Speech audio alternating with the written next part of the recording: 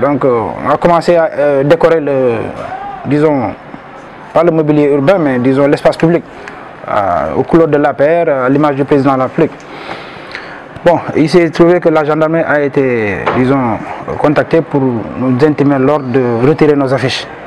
J'ai discuté tranquillement avec le commandant de brigade pour lui dire qu'il n'y a aucun lien, disons, contractuel entre la mairie et la Géroute qui est propriétaire du panneau.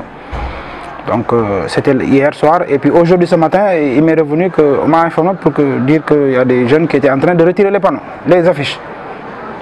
Je me suis déplacé sur les lieux et puis la gendarmerie m'a maîtrisé et transporté à la brigade.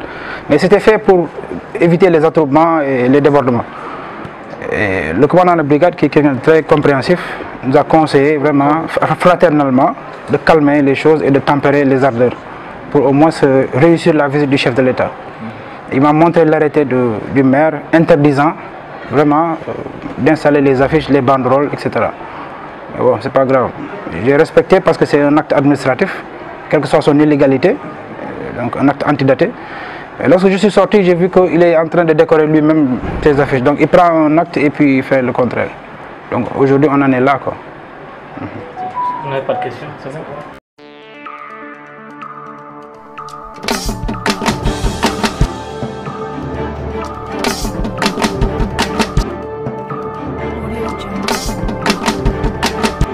Min mbiyetemi ko Fatimata Saykou Sow mbeɗa jeeya ɗo e secteur Yunufere nokku no wiye Touré Diaw. Bandiraɓe no mbiri ni mbiɗa sikki ko noon wayi. Sen ƴetti hande e nder secteur mbo Yunufere ene jeeya e nder département mbo Ranerou, région mbo Matam, arrondissement mbo Wélingara, commune mbo Oudallaya. Sen ƴeewi hande Yunufere ko nokku jeeyaɗo e nder département Ranerou, nokku ɓurɗo mawnude ɓurɗo hewde électoral. Somin ƴeewi hande e nder secteur mo Yunufere miɗen manka ko fate kayitaji jibinande. Somin cohli dañde ɗum min jahata somin jeeyi hande commune Oudallaya mi cuwi toon yaadin pasta hedde temedde jeegom jahole gartol. Tawi woni ka korko walla tawi woni ka debbo a jogoto probléme saabu ma gara jippoɗa fotide 5 kilos faade commune ɗo, commune mo Lumbol Samba Abdoul. Mbeɗa yimɓe jaha toon pour wawa dañde extrait naissance woni kayit jibinande sukaɓe ɓe. Somin ƴeewi hande ko fate sukaɓe janggoɓe école ɓe ɗum tardaniɓe ko heewi to banggue kayitaji jibinande. Ko wona ɗum ko tawi woni min ƴeewi to banggue commune mo Oudallaya e nder bureau de votoji gonɗi secteur Yunufere mi sikki Mamba alata premier e nder sen ƴeewi ɗo parti pouvoir meeɗa ɗo gagnede guila ta colonial meeɗa wadde APR tan gagnatoɗo guila fuɗɗi. Minen noon min cohli hebde hirade amen, min cohli hebde gueɗal amen, min tampi ko wona ko ɗum to fate lycée sukaɓe amen tampi, sukaɓe amen lori, sukaɓe amen leptima to banggue janggugol sukaɓe to lycée ala ɗo ma ɓe jaaha Wélingara walla ɓe jaaha Ranerou Ferlo min ɓe jahatoɓe ko roddani no ɓe goniri aɗa andi condition ngaji ɗi beelani. Somin daña ɗo lycée ma wallana sukaɓe e jangde mabɓe mbasa tardude jangde hewɓe goppi pour sababude ɗum. Ko wona ɗum ko so tawi en ƴeewi hande to banggue rangrang oɗo ɓooyi komo fuɗɗama hande ma won duuɓi sappo ɓooyima gasde. Yunufere sa yiɗi yaade ɗo hande Linguére taw ñawde ittama ɗo sa yiɗi yaade Linguére ma jola ɗo e saret walla korɗa dañƴe oto ɗo tan 5 kilos miɗen jiiɗi goudron yotto ha ɗo. Ko wona ɗum ko so tawi en ƴeewi banggue courant minen ɗiɗo lampaji min kutorto pour hande min mbawa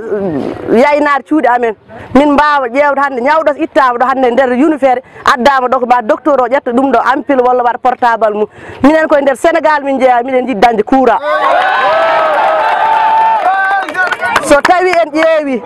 e nder korko nden ferle ɓuuri waw tampude e nder korko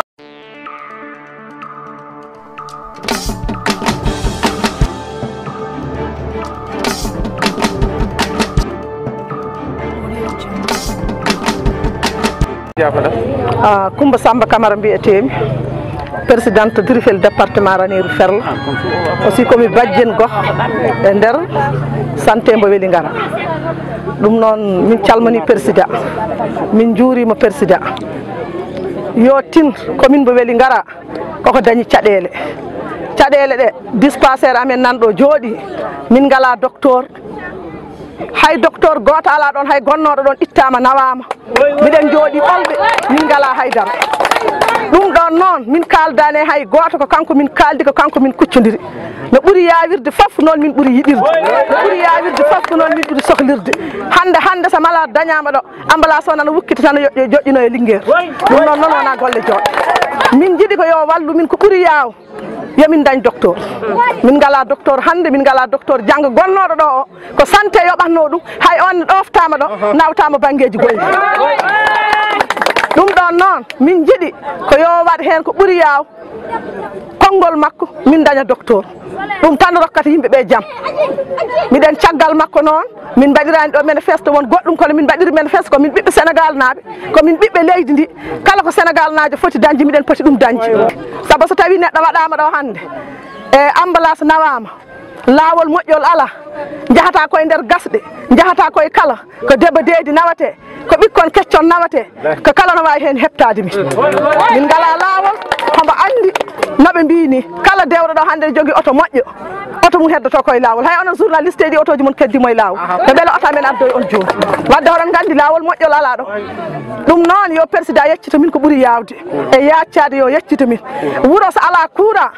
ala ko firti développement waɗata neɗɗo fof ne andi caɗele weeli ngara e nder courant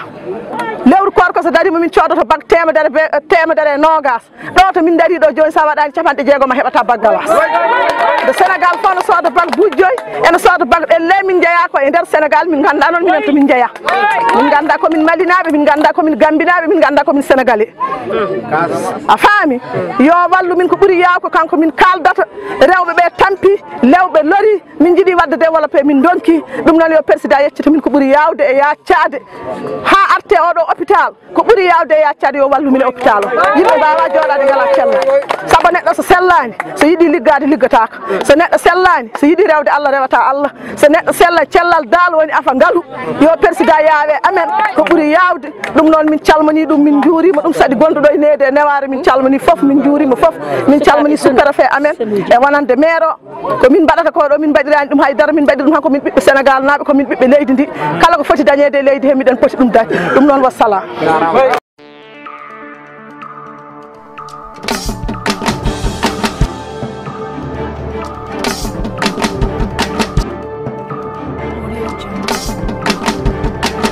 ko Seydou Nour Kébé mi woni secrétaire général le mouvement développement Gorel Sénin je m'engage hande ko belamma mawɗo dental ngal dañi e hawrude e fedde wiyetede Sicodev konde fedde gandanɗa hoorema africaine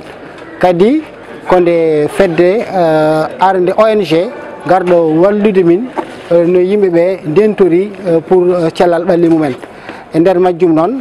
yimɓeɓe ene poti dañde carte ko wiyete carte maladie universelle